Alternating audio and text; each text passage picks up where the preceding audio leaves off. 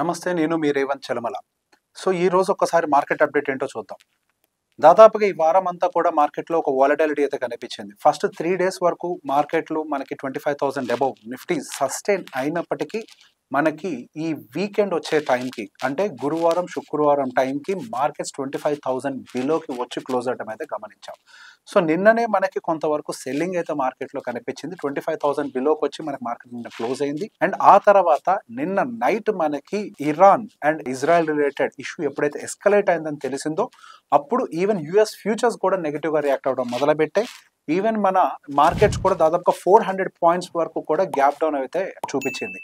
Gap down మనకి down side అయినప్పటికీ down side లో బయస్ యొక్క సపోర్ట్ చాలా స్ట్రాంగ్ గా ఉండటం తోటి మనకి మార్కెట్ అప్ సైడ్ వచ్చి దాదాపుగా 24,700 అండ్ అబోవ్ క్లోజింగ్ అయితే ఇచ్చింది. నిన్న నైట్ మనకి యుఎస్ మార్కెట్స్ కూడా క్లోజ్ అయిపోయిన తర్వాత మనకి ఇజ్రాయెల్ ఇరాన్ న్యూక్లియర్ ఫెసిలిటీస్ మీద బాంబింగ్ చేసింది. దాంతో ఒక ఫ్రెష్ వార్ ఎస్కలేషన్ అయినట్టుగా జరిగింది. ఇమీడియట్ గా ఇరాన్ కూడా వాళ్ళ మీదకి కౌంటర్ చేస్తాము అని చెప్పేసి మాట్లాడుతున్నారు. ఇంకొక వైపు ఇజ్రాయెల్ ఏమో మమ్మల్ని మేము ప్రొటెక్ట్ చేసుకోవడం కోసం ఇరాన్ మీద అటాక్ చేస్తామని చెప్తున్నారు. ఇంకొక వైపు ఇరాన్ లీడర్స్ ఏమో దీని వెనకాల యుఎస్ ఉందని చెప్తుంది. యుఎస్ ఏమో మేము దీంట్లో ఇన్వాల్వ్ అవ్వట్లేదని చెప్తుంది. దీంతో ఒక జియో పొలిటికల్ టెన్షన్స్ అనేవి మార్కెట్ లో ఎస్కలేట్ అవుతున్నాయి.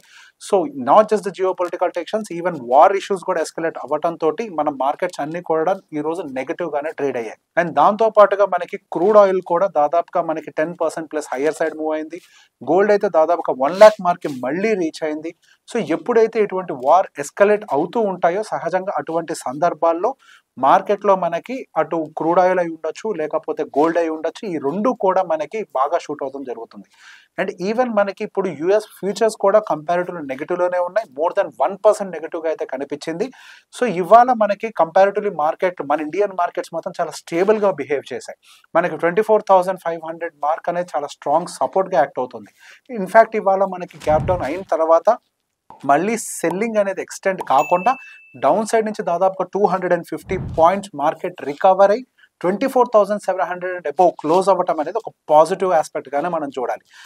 ఈ రోజు మార్కెట్ లో మనకి డిఫెన్స్ సెగ్మెంట్స్ అనేవి చాలా పాజిటివ్ గా క్లోజ్ అయ్యాయి. మెజగాన్ డాక్ అయి ఉండొచ్చు, బిఎల్ అయి ఉండొచ్చు, ఇవన్నీ కూడా చాలా పాజిటివ్ గా క్లోజ్ అయ్యాయి. అండ్ దాంతో పాటుగా ఐటీ సెగ్మెంట్ కూడా కొంతవరకు పాజిటివ్ గా ఉంది. హెల్త్ కేర్ సెగ్మెంట్ పాజిటివ్ గా ఉంది. ఫార్మాసిటికల్ సెగ్మెంట్ కంపారిటివ్ న్యూట్రల్ గా ఉంది. ఈ రోజు పిఎస్యు బ్యాంక్స్ మిగతా అన్ని సెగ్మెంట్స్ కూడా దాదాపుగా 1% నెగిటివ్ గా రియాక్ట్ అయ్యాయి. అండ్ దాంతో పాటుగా నిఫ్టీ అండ్ సెన్సెక్స్ కూడా జస్ట్ 0.6 ఆర్ 0.7% మాత్రమే మనకి నెగిటివ్ గా రియాక్ట్ అయ్యాయి. మార్నింగ్ కొంతవరకు నెగిటివిటీ ఎక్కువగా ఉన్నప్పటికీ డౌన్ సైడ్ రాగానే బయస్ యొక్క స్ట్రెంత్ అయితే క్లియర్ గా కనిపించింది. అప్ సైడ్ మార్కెట్ అయితే క్లియర్ గా మూవ్ అవటం అయితే మనం గమనించాం. అండ్ ఈ వీక్ అంతా కూడా మనకు మార్కెట్ లో మనకి నిఫ్టీ దాదాపుగా నిఫ్టీ అయి ఉండొచ్చు, సెన్సెక్స్ అయి ఉండొచ్చు, దాదాపుగా 1.3% నెగిటివ్ గా క్లోజ్ అయింది.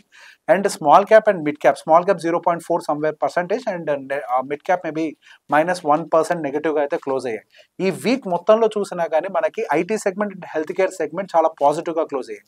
ఐటీ సెగ్మెంట్ ఆల్మోస్ట్ 3% పాజిటివ్ గా క్లోజ్ అయింది. And even health care segment 1.5% positive గా క్లోజ్ అయింది. ఈ వీక్ లో మనకి majority of the segments negative లో క్లోజ్ అయినప్పటికీ హెల్త్ కేర్ అండ్ ఐటీ మాత్రం కొంత పాజిటివ్ గా క్లోజ్ అయింది. ఈ వీక్ లో మనకి ఐటీ కూడా పాజిటివ్ గా క్లోజ్ అవడానికి గల కారణం మనకి యుఎస్ లో వచ్చినటువంటి సిపిఐ ఇన్ఫ్లేషన్ డేటా. యుఎస్ లో వచ్చినటువంటి సిపిఐ ఇన్ఫ్లేషన్ డేటా ఎక్స్పెక్టెడ్ కంటే లోవర్ గా వచ్చింది.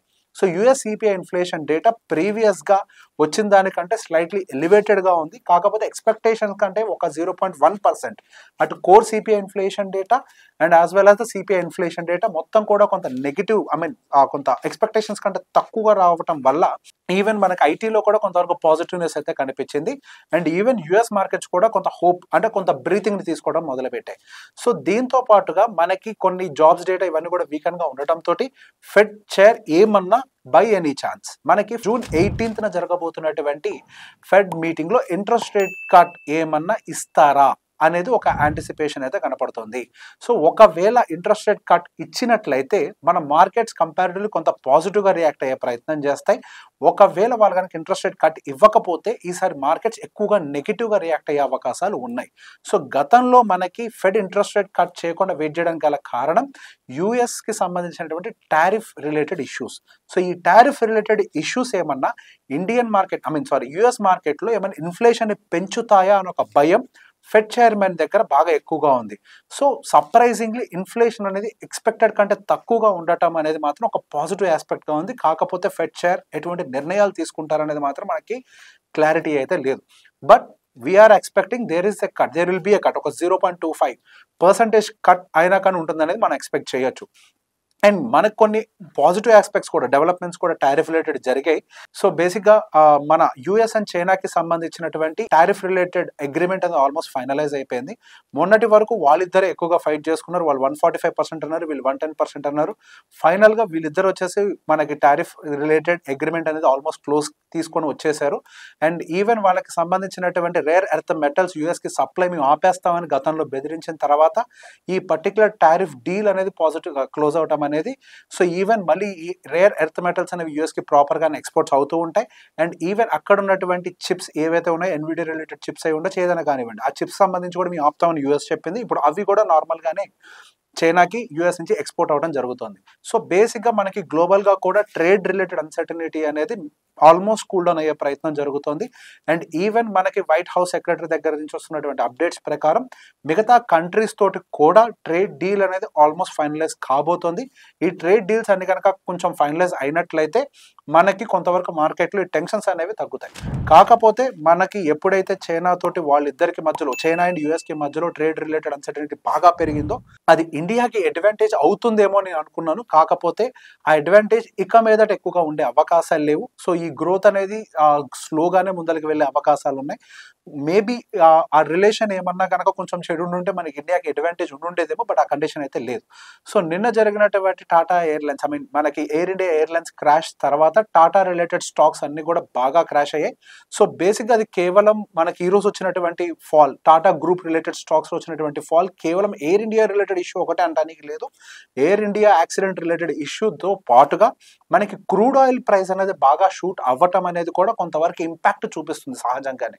సో బేసిక్గా ఈ ఒక పాయింట్లో కూడా మనం దాన్ని చూడాలి. ఎస్, అండ్ ఇది ఒక టెంపరీ హికప్గా మాత్రమే ఉంటుంది ఎయిర్ ఇండియా రిలేటెడ్ క్రాష్ అనేది. And yes, it's a sad story. ఇండియాలో జరిగినటువంటి వన్ ఆఫ్ ద వర్స్ట్ క్రాష్గా అయితే అది మనం ఎప్పటికీ గుర్తుపెట్టుకుంటాము.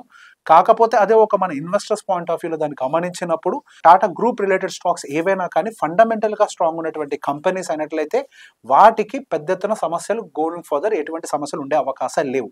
అండ్ ఈవెన్ అక్కడ ఉండేటువంటి యాక్సిడెంట్లో చనిపోయినటువంటి విక్టిమ్స్ అందరికీ కూడా దాదాపుగా ₹1 కోటి వరకు కూడా వాళ్ళు ఆ అనౌన్స్మెంట్ అయితే ఇచ్చింది టాటా గ్రూప్ అయితే వాళ్ళు పే చేస్తారు అని చెప్పేసి.